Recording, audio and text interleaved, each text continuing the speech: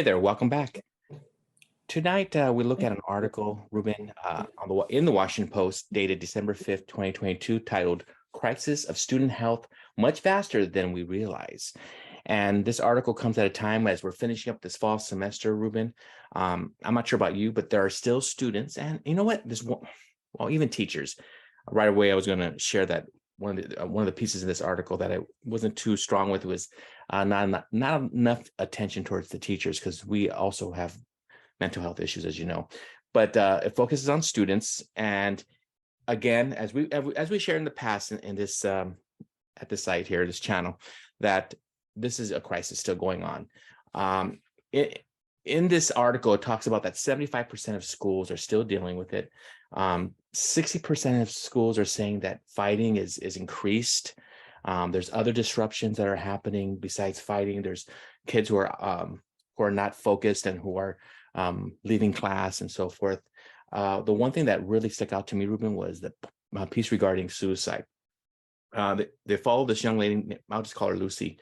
And Lucy has sharing that she has suicide thoughts and feelings, and then also talks about people in her life, or at least people that she's heard of in her community or schools around, who've killed themselves.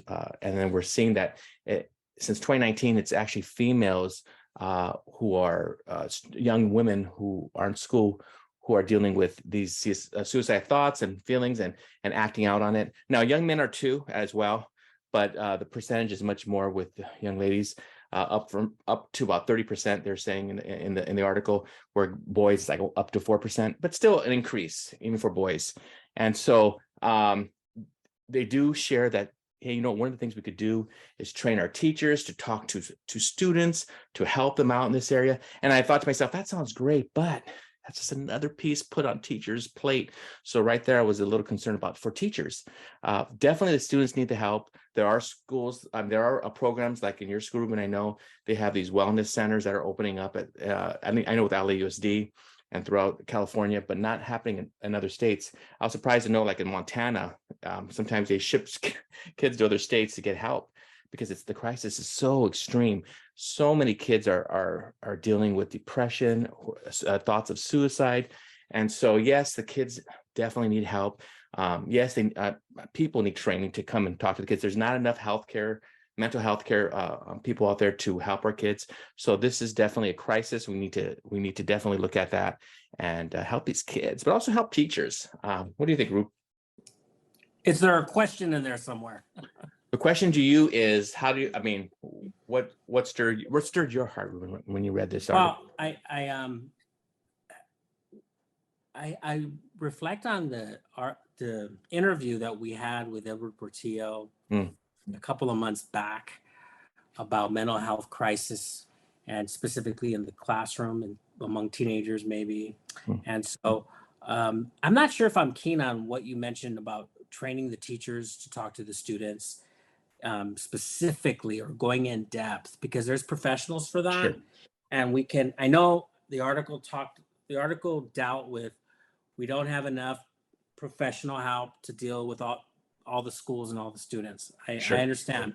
But in the discussion we had with Edward, I made the point, or at least we discussed the idea of what we can do as teachers to be better teachers, And for me, it's one of the things, first of all, when a student asks if they can take a time out to talk to a professional, immediately you let them go.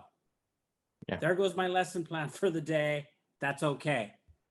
They need professional help, send them to who they need to talk to. At our school, it's the wellness center. But would you say that a lot of schools don't have that? They can't send these kids to these wellness centers. They don't have a wellness center. They don't have a psychologist. They don't have a counselor. What the article says is there's a lot of schools don't have psychologists right now. Some do. We do. LA does, but there's some districts that don't even. They're shipping their kids out to other states. Then in that case, then what I would say is even more relevant, and that is, how do we listen to our students more?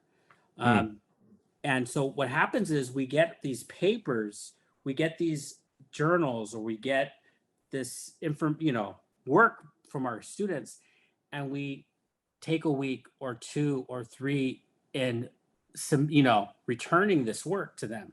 They're not getting that feedback. They're not being heard.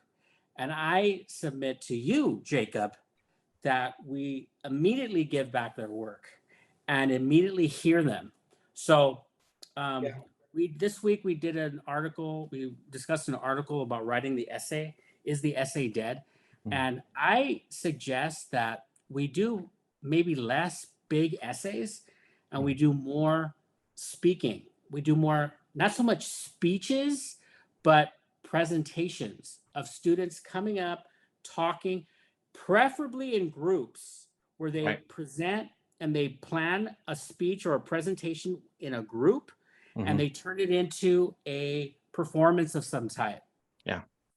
Because they are heard now, not only by the teacher, but by their peers. And I feel like there's a sense of real isolation. So we don't have to think that critically to decide what students are dealing with. Think about your own journey as a teenager and even into college. Remember how you felt isolated going into a new school or to a new college, where you felt like you wanted somebody to come up to you. You saw people maybe talking to others and they had more friends. Well, the students are no different than what you experienced. So how do you manage that? You force it into your class. You create circles of socialization, Right. and they present in class more often. Yeah. Now there's that small percentage that does get a little anxiety to present, but it doesn't have to be that. It could like, I think what you're saying is just hear them. It doesn't have to be a presentation. Maybe they communicate better writing it, right?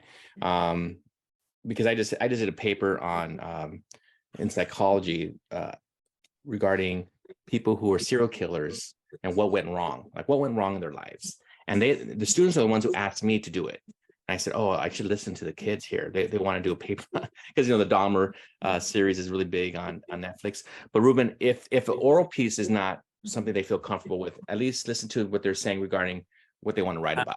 Right? I'm not going to accept that, only because I deal with students who are considered the most attention deficit, focused, issued, anxiety ridden students at the school, and they all present and they all have to present. I don't know. They will rise to the level of expectation, and if you are willing to work with them to meet them where they're at, you can negotiate with them. And I've never had a student who wasn't willing to negotiate. A student who will tell me, no, I can't present. I go, well, can you present to my TA at lunch? Yeah. The negotiation part makes sense. Yeah. There's always movement, even for the most extreme cases. You will have movement from I'm willing to move if you're willing to move. And if a student says, I'm not willing to move, well, I don't know. I've never had that, so I can't answer. I like that negotiation piece to be able to say, okay, well, if you are not willing to do that, can you come at lunch and do it with me and my aide, or if you have and it's a question, and they go, I still have trouble with that. I go, well, can you work with me? Maybe we'll have a conversation, and I'm going to ask you a series of questions that you're expected. They're going to move for it, but you never accept a no. For me, that's fair. Especially that's if fair. A present, because they're expected to speak. They have to speak. Yeah. I just did a debate, and all the kids did it, even the ones who were uncomfortable. Of course. They weren't happy, but they did it, and I think they're happy that they did it. That they were able to. But complete something like that. Jacob, they're not happy with anything. They're not happy writing an essay. They're not happy often coming to class on time. There's a lot of things they're not happy about. Right. Yeah. Are you happy getting up at 6? What time? You probably get up at 8. I get up at 6:15 every morning, Ruben. Jacob, because some of us have a class that's early. Yeah, but listen. When you're talking about suicide, I would just say that you never take even jokes as jokes. Sure. You take them seriously, or they might be hyperbole. They might be giving hyperbole when they say, sometimes I wish I was dead. But you take it seriously. So one time a girl wrote in her journal that she was better off dead. I took it to the social worker. They brought her in. They documented it. No, I wasn't serious. Okay, you weren't serious, but you never know. No, it's So good you that you did that. never take Yeah, it lightly. You sure. always do But something about can it. can I say one thing though? I understand teachers need to look out for that, and they should, and they should be, there should be a little training for sure for at each school. At the same time, Ruben, wouldn't you agree that we should do a little bit more mental health for the teachers? I mean, this has been brought up before, but I'm seeing it a lot more now. Now the semester's ending, and there's a lot expected, at least at my school, when you finish a semester regarding grades, and then they change things on you at the last moment, and then there's, oh, we want you to do this now, we want you to do that. It gets a little stressful. So I just feel like a lot more has to be done for teachers. That's just my little 2 cents. Well, yeah, Well, listen, you guys, if you I agree. yeah. Thank you for agreeing, Ruben. Listen, if you want to throw and chime in on this conversation, please go ahead and write it down there and Leave a comment. leave a comment. And I appreciate that. We appreciate that. And thanks for being with us this evening. We'll see you soon. Bye-bye.